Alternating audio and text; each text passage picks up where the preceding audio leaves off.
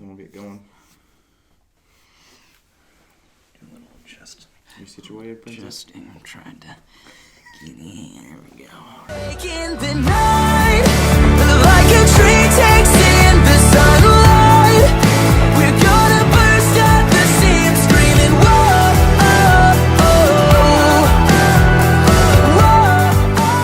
There's some inequality going on here. That's all I'm saying. So, welcome to the first episode of The Modernist. I'm your host, Briar, and today I have a very special guest with me. Actually, two special guests. We got Justin Brown. Wait, am I the afterthought or is he? I have to know. Well, we'll get to that in a second. That's my question for you. Okay. We got Justin Brown. We got Jordan Brown. What's up, guys? They are the front runners of AIA. We are also the only two members of AI. Right. True. So, Yeah. That's You guys been at it since it started. Like. Yeah. Well, we started it together. Originally, we were Automatic I Am. yeah. I think a lot of people know the story, but for those who don't, we were Automatic I Am in high school. I believe I was probably a freshman. You were a junior. Mm-hmm. We played locally for a while throughout our high school careers, and We played a lot of shows. we played a lot of We shows. didn't just play locally. I mean, Did you guys just do like, so before like even the band was an idea, like what led into like music for you guys? Well, I mean, we both grew up in church, and I think that's kind of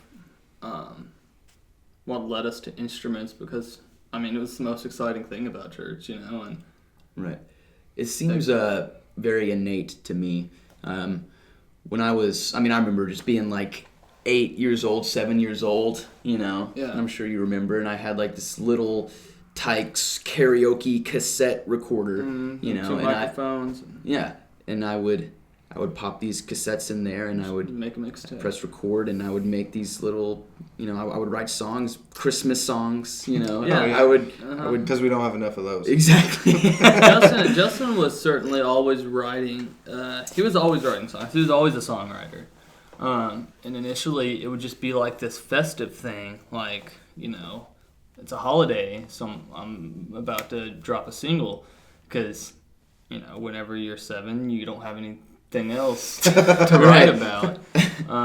Those ambitions are up And there. I mean, at the time, we were raised in a pretty conservative home, so we didn't really have a lot of exposure to music outside of church. So at church, that's kind of what drew me in to play the drums, But as my musical interest grew, and as I grew as a person, I think I really fell in love with music after I introduced myself to an instrument. It wasn't like I love music. I'm gonna learn to play an instrument. But My butt's vibrating. I'm not sure. We haven't got to that part yet. My phone's not even there. I don't know what that was. I feel like a lot of people, that is the case for a lot of people. They love music. They're like, I love rock and roll. I'm gonna learn to play an instrument. Right. But I feel like we were introduced to instruments at a very early age. And I how- say we're right. introduced, like we introduced ourselves to instruments because we were interested in them, but we didn't really know anything about music at the time. Right. So we've essentially been playing and writing music our entire lives. It was pretty much set out for you. Because, Yeah. you're right. Most people, for me at least, I was always into sports. Like, that was my whole mindset. And it wasn't until I actually picked up an instrument before I fell in love with music. Right. And but in your guys' case, it's a little bit different. Like, you guys were given the instruments right out, and then you've learned to fall in love with the music, and especially with the music you create.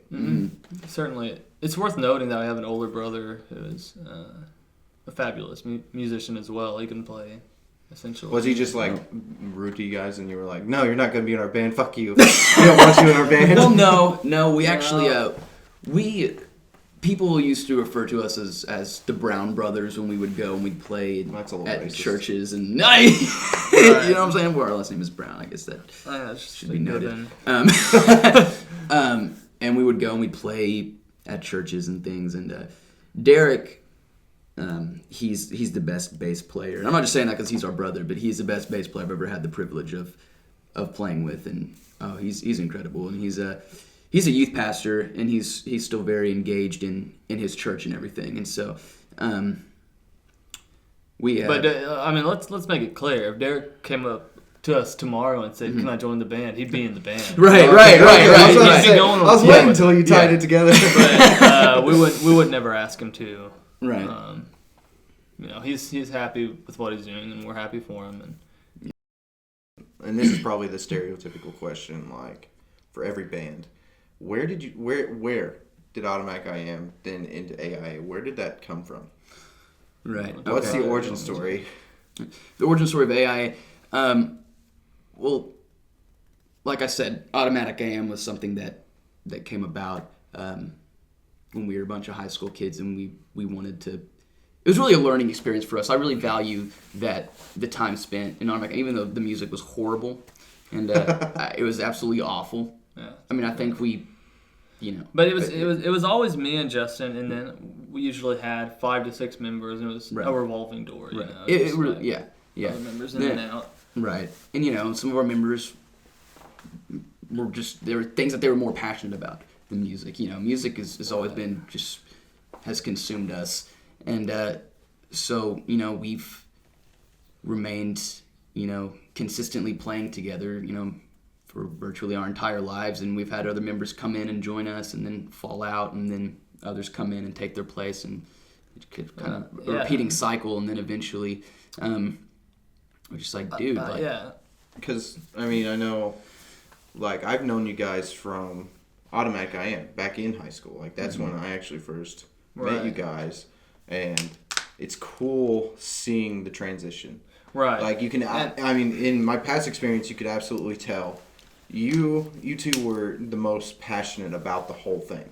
Right. And I think at the end of the day, that's what it is, because, me and Justin, pretty much the entire career of Automatic I Am, Justin had written all of the music, and he was just teaching people how to play the parts that he had already written. So, it was more trouble than it was worth, Right. It was really us. In all due respect, right. It was taking time away from the band because he was having to teach everyone something he already wrote, and it has nothing to do with trying to undermine anyone else. But we also, don't want to offend anyone else by being like, yeah, you're part of our band, but you can't write anything, and I'm about to tell you what to play. You know what I'm saying? Like, AI has always been the two of us. So, eventually, we're just like, why do we need to include anyone else? Right. I've always, with the music that I write, I've always needed to have full, if not, virtually full control over the writing process and even the recording process. Usually even when we played with the full band, I would track, the guitar and he the recorded bass all guitar the music too, and everything. for the most part. And so it's like besides drums, and Jordan sometimes would do the drums, and he would even contribute, to the overall composition of the song, oftentimes. And so it was like we just kind of had an epiphany, and we were like, this band is just the two of us. Everyone else, they come and they go, and then but we kept doing our thing, and I think we just perpetuated the 5-6 member thing because it was just the unspoken implication that you couldn't be a rock band with 2 people. Right. You couldn't do. Well, you got 21 Pilots, Say Anything, Panic at the Disco. Right. That's what I was about to say. Nowadays, there's so many different artists, and you reflect a lot of what Brandon Urie talked about on his most recent album. I watched an interview about writing Death of a Bachelor, that album, and he said it feels so much better being just him, because you're right, you don't have to collab with anybody, you don't have to bounce ideas off anybody. If you want to do something, you use your creative mojo and get it done, and you do it, and it's all yours. Certainly. And a lot of people say live that wouldn't make sense, just the two of you, but you can bring in live musicians, or you can do it all yourself. You have 21 Pilots who just do the two of them and then backtrack the rest of their music. Then you have someone like The Weeknd and Wiz Khalifa, who are R&B and hip hop. But then at some of their shows, they'll have a full band. Right. They'll have a guitarist, a drummer, a bass player, a keyboard player, strings, whatever. And I don't think. And then sometimes they'll just come out to a track, obviously, and rap over the track. I don't think there are these contingencies to music that you have to stick to. I think a live show needs to be a live experience. And if you backtrack and the majority of your music takes away from that experience, then you need to do something else. Yeah. But I feel like we can compensate for it with just the two of us. So I feel like most of the audience, we understand. We know where you come from now. Recently, well, a couple months back, you guys posted that you're publicly supporting Senator Bernie Sanders. Yeah. We're feeling the burn. Feeling the burn. Yeah.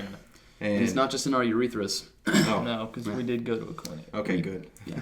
You've been making that joke all day. To follow. I'm waiting for It it. doesn't get old, does it? Speaking So- of all day, I couldn't have been making that joke all day if we weren't at a Bernie Sanders rally in Tulsa. Yeah, I was actually about to say that. Yeah, if you've been following us on social media, we have been tweeting, Snapchatting, Facebooking pictures all night of Bernie Sanders, and it was awesome. We talked about it before going into It's it. phenomenal. Like, have any of you ever been to a political rally? No. That was my first. Right. That was my very first political Mine rally. too. So we went in there with no expectations. We had no idea what it was going to be I like. didn't know. I was like, dude, do you need to get Well, I knew- tickets? Like, what do you do? Right. And Do I need to wear a suit? Right, we talked about that. Right. All you wore is the blazer. That's what I You were wore. like, oh, well, This is what we let's go. wore today. Like, we've been wearing this all Yeah. Yeah, I went full hipster. I went full hipster, no holds barred, and I'm not really sure what I just why I'm went in with this. the business cash hipster, Yeah. like Right. pumping the brakes a little bit, but Yeah. I've still got the Pumping the brakes a little. You're not full throttle. Not full you're throttle. You're like Full pop throttle. it in a neutral down a hill. right. Let Right. it coast. Yeah, Let it let it coast. kind of Let it coast coast. into it. Right, Yeah. right, No need to put the pedal to the metal when you're going downhill. right. No, there's no sense in it. You're Right, but- extra effort. You But can't I talk mean, anything. when you're an This guy. overachiever like this man, Right. you got to do it. Thank you so much. So my initial reaction was, "Holy shit! There's so many people here." So many people. Yeah. And that surprised me for Oklahoma in general. Like you see a lot of stuff online. Bernie's got a huge following with our generation, and most of our generation spend their time online. So we see stuff about Bernie all over the place. But I never really grasped how many people supported him until you're actually at one of the rallies. Right. I agree. Yeah. It was amazing. Like you said, especially being in Oklahoma, that is like notoriously conservative. Right. But here's the thing, It's- like, it wasn't just the sheer number of people because, regardless of whether it's in Oklahoma or not, just the fact that a bunch of people came to a political event isn't that surprising. But whenever he came out on stage and you saw the passion Right. that the entire crowd had for this person, That's something that online just doesn't. You can't. You can't it feel doesn't translate online. But that was like genuine, authentic energy. It was surreal, and that's when you knew that the crowd were dedicated supporters of Bernie Sanders, and they weren't just there for a political event that was in Tulsa because there's nothing else to do. Right, because most people will go to those. Right. Right. What are you doing, son? I got nothing else to do. I'm gonna go see this politician speak. Yeah. Well, it's a have Wednesday fun. night, like no clubs open, nothing to do. Let's just go to Come this home political before the rally streetlights at the come Cox on. Center. Yeah. Yeah. Well, I mean, people in Oklahoma would do it just because it's free. Right. Like, oh, there's someone Yeah. speaking down the road. Yeah. It's free. So what? No shit, he's a socialist. Where? Communist. If I'm visibly shaking, it is extremely cold in here. Like, Dude, can we turn that heat on? No, we can't turn the heater Dude, on. it's It'll not fuck with the gonna be too audio. loud. No, We're- it'll be just a nice undertone, a warm, buzzing. Warm, annoying undertone people that I have to deserve listen more. to while I'm editing this. Oh my god. than inferior quality audio. So, I'm sure all three of us are experiencing some pretty serious shrinkage right now. It is literally colder. Not any more than usual, but Well, You just have You don't have a lot of room to Right. work with. Right. So. Right. Right. It goes from about yay to non-existent. Right. Right. Right. Like a groundhog that just saw its shadow just The retreats. goosebumps just look like extra testicles. Right. So the first question, back to the whole Bernie. Back to Bernie. Back to Bernie. To Bernie. It comes from Ginny, and she said, "How did AA like being a part of Bernie Sanders' rally, and what are your opinion on his views?" Oh, I absolutely I guess loved you can it. take the lead, it's And fine. sure, I'll go ahead, and if you want to contribute to the answer, you can. But I am a huge fan of Bernie. Honestly, I mean, since he announced his campaign, and I looked into him, and he. Bernie rally. Well, I enjoy Mine watching. too. I enjoy watching Bernie speak because he's so passionate and he's so like refreshingly untrained. It appears to me like Hillary Clinton. It's not just when- this disciplined right, act. right. Yeah, yeah.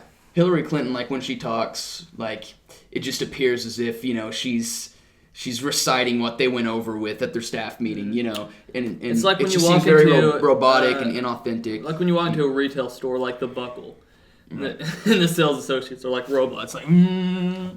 Right, Like, yeah. and you're like, I know what you're doing. You're just like, and they start throwing clothes like into the fitting room with you. Like, try this on. Yeah. Like, and it's Or like just when you go to not Applebee's and you're like, authentic at okay, all. this is what I want. Yeah. And And then you just like, okay, all right, okay.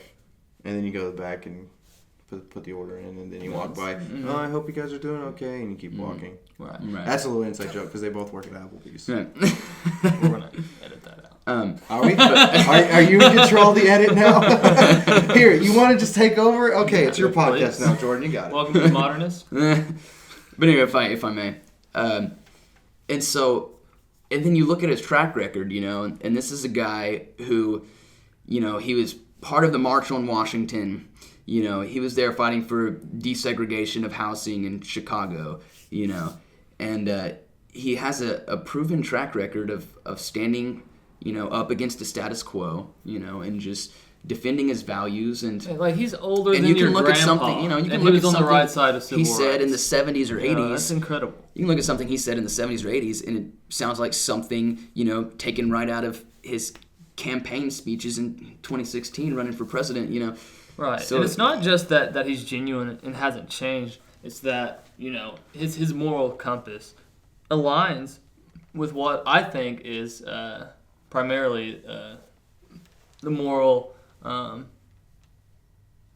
what's the word I'm looking for? We're going to edit that out, by the way. Okay. Moral center.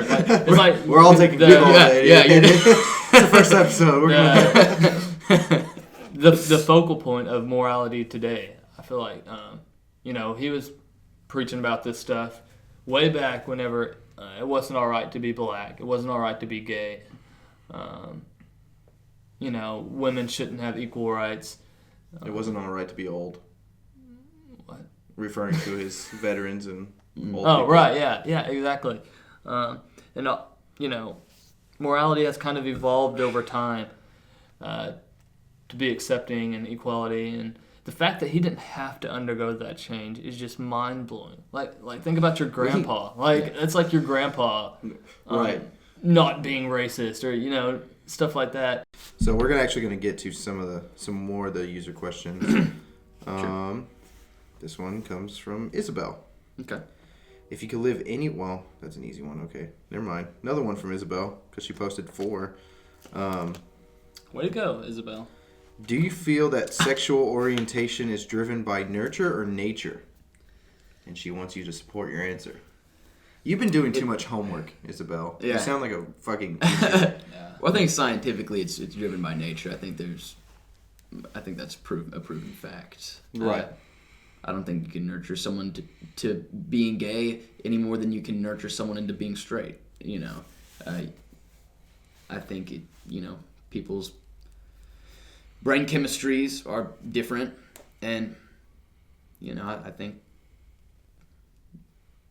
it's just a matter of difference in brain chemistry. I agree, which I guess it kind of depends on how you define homosexuality, because inevitably, I believe that it's defined. It's by nature, you know. However, I do believe that there are straight men or straight women who have done homosexual acts, and that there was a time in their life where they were uncertain, or for whatever reason. You know, like Macklemore said, he thought he was gay when he was a kid, but he wasn't gay. And that can happen to people, you know, later on in their life, or, you know, in their teens or whatever.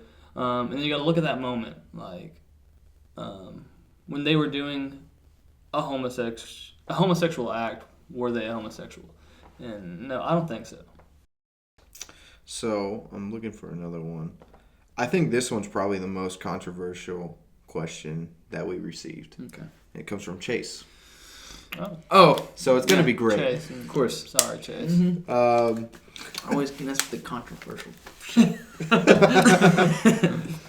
Who do you think would win in a fight between a grilled cheese sandwich and a taco? Oh, and I actually saw this one, if you don't mind. And Go ahead. I think it is definitely, well, I don't know. I don't know if to look at it with some nuance, because, I mean, I feel like I need a little bit more. Like, where are the tacos from? Who made the tacos? Are they like Taco Bell tacos? Chase made It's them. like my All right, mom's is it a grilled cheese. Is it like a hard taco, soft taco? I mean, Chase, I Right. really don't think you There's can. so many If it's like a variables Taco in the Bell, question, we can't yeah. accurately assess it. Is it a Doritos Locos taco? Like, you know. I mean, yeah, I don't know. I feel like if it was a hard taco, I think a regardless, grilled it's cheese sandwich. probably. I think the it's grilled probably cheese the grilled sandwich cheese is gonna sandwich. win. There's more give there. It's harder, you know, to break a grilled cheese sandwich than it is a taco. It's Right, gonna crumble and fall apart. You could just drop the grilled cheese sandwich on the taco and the taco's done. Yeah. Like, it's shattered to pieces Guts. and yeah. meat, I mean, depending on how you do your grilled cheese sandwiches, which Usually there's more Right. give there. More flexibility. back to a more serious question. Well, yeah, Anyway, thanks. sure. Thanks, Thank you, Chase. We appreciate that. Appreciate that. For that comic relief. We're gonna go back into another question that Isabel asked, because she is on point with these questions. Yeah. Should welfare recipients be required to take and pass drug tests? No. Why and why not?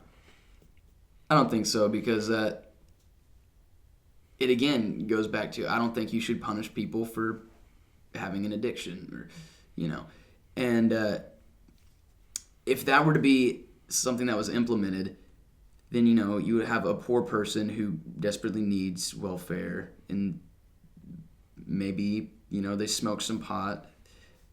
I don't think smoking pot is enough of a trigger to take away their funds, and to be like, since you smoked pot, you no longer Did we deserve, get into drug addiction like in the other video?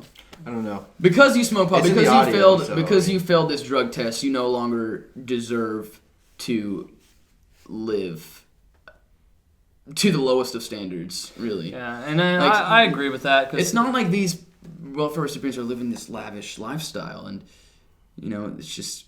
I think people have a fundamental right in a democratic society to a certain standard of living, just to being able to have food on the table and to have a place to live and to get by. I mean, I think it's really whether they're important smoking that pot, whether they're using some of that money on drugs, you know, I don't think that completely revokes their human rights, you know. Right. Like, I think it's really important to know, because it all goes back to realizing that addiction is a disease, and accepting that addiction is a disease, and that's just not necessarily like a bad choice that happened, and, you know, they want to continually spend their money on drugs.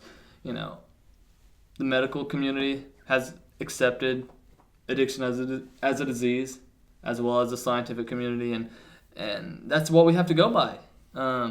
And our laws have to reflect that. More on AIA, because we actually have a couple questions from some people about the band.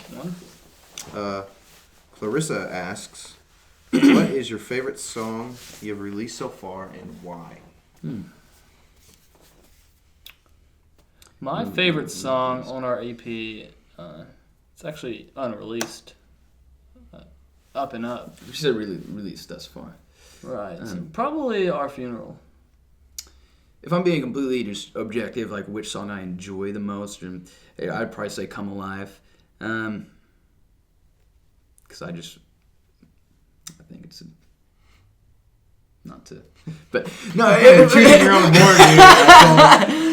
I think objectively, if I'm listening to it objectively and I'm trying to separate myself from the song, I think that's probably objectively the best song, just in terms of catchiness and all the criteria.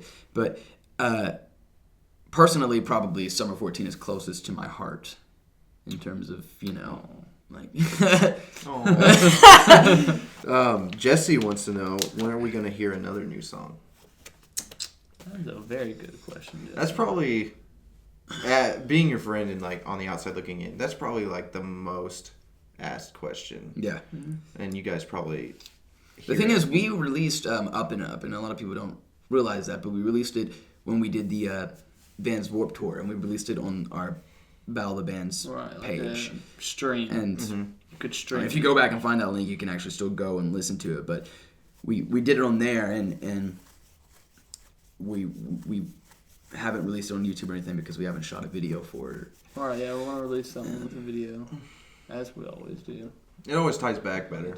I mean, people have like a story, because I know you guys have been always apt to integrate a story into the video that lines perfectly up with the song. And Right. I feel like audio and visual go together, Right, obviously. They complement each other. I feel like it's going to be received better, and people are going to be more interested in it. Yeah, definitely. Yeah. No. No? Which one? You don't want to dive into it? We're not going to dive into that. Because he knows the answer. Chase Low, you fucking troll. We're not No, we're not going to play LA, ever. All right, there's your answer, Dave. That answered it. I'll leave that whole segment in since you dived into it. Yeah. And Jenny, I think we've changed a lot since our first band. I guess. I mean, here he goes again. Justin, Motherfucker keeps taking over the show. How much do you think we've changed since our first band? I need this.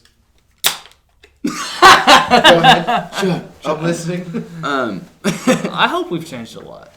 Well, there's no question I hope about that it. you think we've changed a lot. Well, I mean, Yeah, it's cool. been just about a decade, So, Yeah. obviously there's been a lot of change, a lot of growth, a lot of learning experiences. And, So for those who are wondering and didn't read the question off my tablet, Ginny asked, how did AI... Wait, what? See, I didn't want him to Oh, read how the much full has question, AI and that's why changed? I didn't. yeah.